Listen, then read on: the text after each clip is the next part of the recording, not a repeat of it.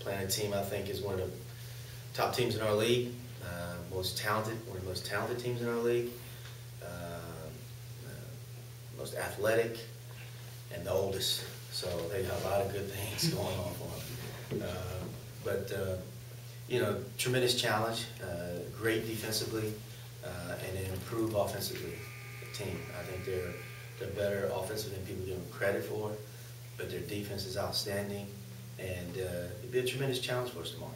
What do you attribute their success defensively to? All those things I just said earlier.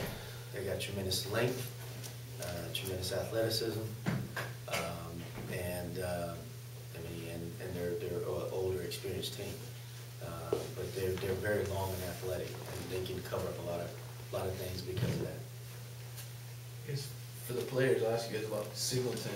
I guess he was the ACC Defensive Player of the Year last year. Did he cover you at all, Malcolm, or? Yeah. We got a steal on me last year. I remember that film Coach got on me about. So he's a really good defender, like Coach said. He's long, athletic. He uses his length really, really well, and he's able to cover up a lot of ground. So that's what makes him, successful as being a defender. Matt, when you go up against a guy like that, can you get in your head even before you play him, or do you, are you a little more mature than last year, so you're ready for it? Oh yeah, I'm definitely ready for it. Like I said, going up against his game, I know he's a great defender. So my size, I have to use certain tricks to get by him, or just try to use my advantage and stuff like that. Frankie, I guess what do you think of Singleton and his? You talked about their length, but specifically him. Oh, I think he's terrific. I think he's one of the better players in our league. Obviously, he's an all-conference player. He does a lot of different things.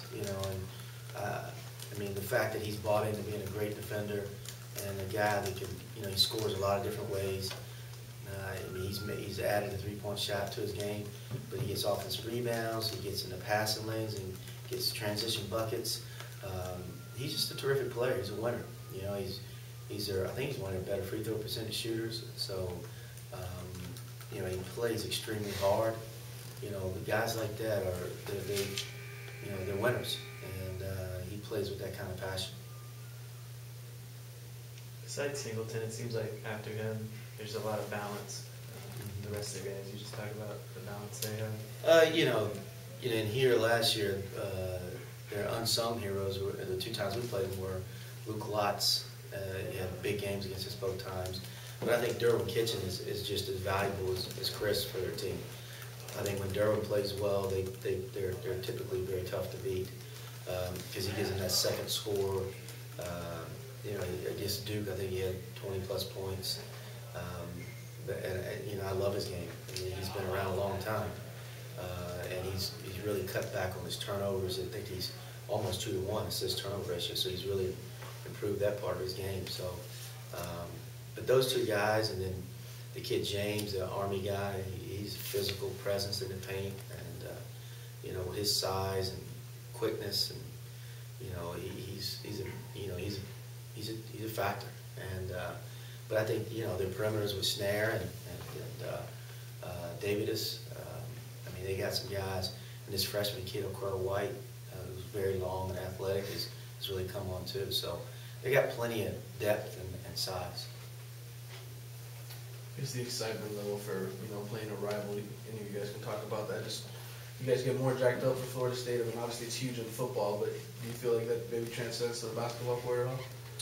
Yeah, I think it's exciting to play Florida State like that. It's a rivalry game, and there's so much history, mostly with the football, but we try to bring it to the basketball court too. But also, we try not to make one game bigger than the next. We try to just focus on going out there and executing the game plan to try to get a win.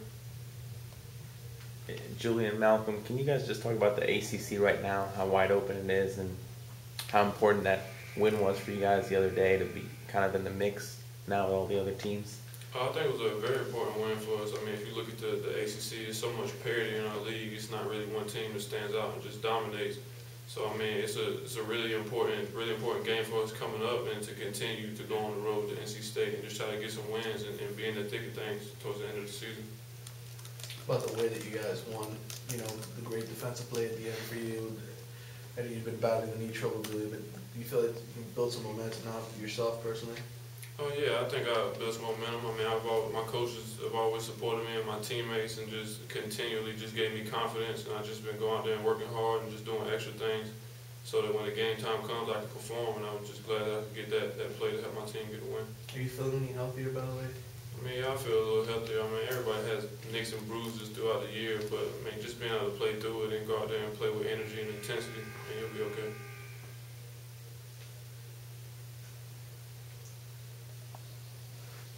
Do you want Malcolm to answer that? Yeah, if you could. I'm sorry.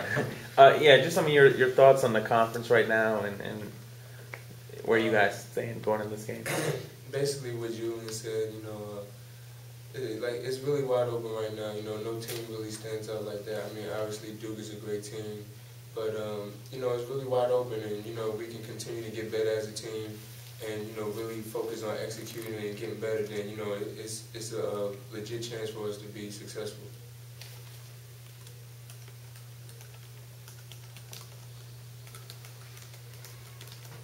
Coach, how much do you have to kind of readjust with them? You know, they spent the last couple of weeks with no school, and you know they were the only ones on campus, and now everyone's back and classes are starting again, and you guys are hitting the grind, the conference. How much, you know, does that, you know, do you have to kind of get back to them and say, hey, you know, we got to do everything?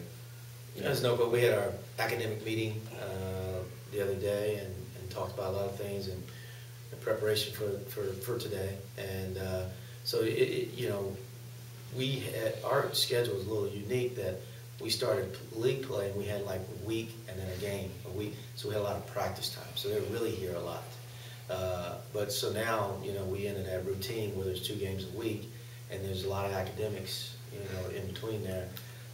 It takes a little bit of, you know, you got to get your mindset and your focus back in that being a student athlete.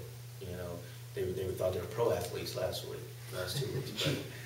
But now they're back being student athletes. Malcolm, would you rather have the like 3 games a week rather than 1 every week, or you know, do you like playing, or would you rather have some time off in between?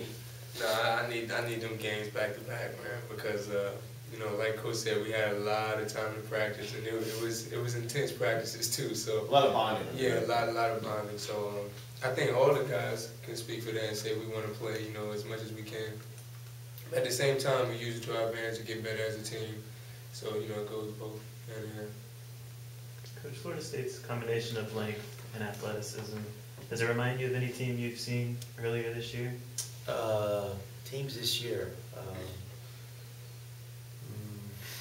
not really. I mean, they've got a lot of depth too. I mean, there's been some big teams. I mean, Duke's pretty big. I mean, with their front line, I don't know that their perimeter guys are like Florida State. I mean, like Luke Locks is 6'5". I mean, he's a big guy. Derwin's 6'4", and Davis is 6'4". I mean, they're smaller guys are big. I don't know that we played a team like that with that kind of size. But you know, it is what it is. I think we played this team before, so you know, this is basically the same team. We probably was a little bit longer last year. They had Solomon Ali last season, who was 7 foot plus, and they kind of put John Kraft in, I guess, for Solomon, but basically the same team on the perimeter, and Chris is now being more of a 3, but he do play him inside. I think they're even more dangerous when he does play in the post, because he creates a problem. He plays like a guard in the post. Anything else? Thank you.